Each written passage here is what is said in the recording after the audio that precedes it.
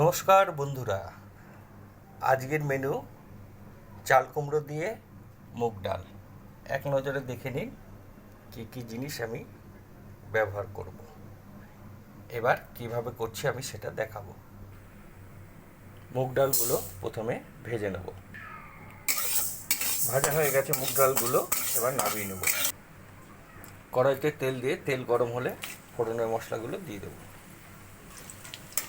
দিয়ে এগুলোকে একটু নেড়ে চেড়ে ভেজে নেব। এগুলো ভাজা হয়ে গেলে টমেটোগুলো দিয়ে দেবো। হলুদের গুঁড়োটা এর মধ্যে দিয়ে ভাজবো।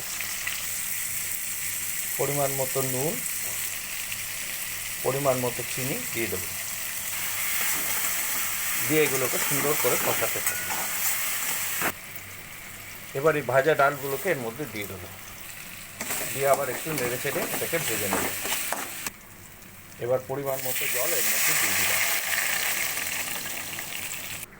ডালটা যাতে তাড়াতাড়ি সিদ্ধ হয় ঢেকে দিলাম।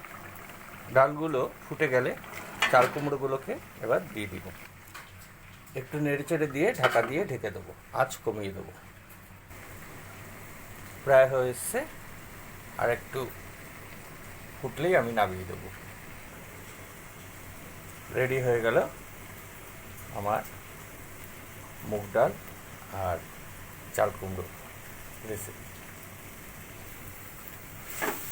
যে সকল বন্ধুরা এখনও আমার ইউটিউব চ্যানেলটিকে সাবস্ক্রাইব করেননি তারা অবশ্যই সাবস্ক্রাইব করে নেবেন। বেল বটমটিও টিপে রাখবেন, যাতে আমি ভিডিও ছাড়লেই আপনাদের কাছে আমার সমস্ত ভিডিওগুলো তৎক্ষণাৎ পৌঁছে যায়।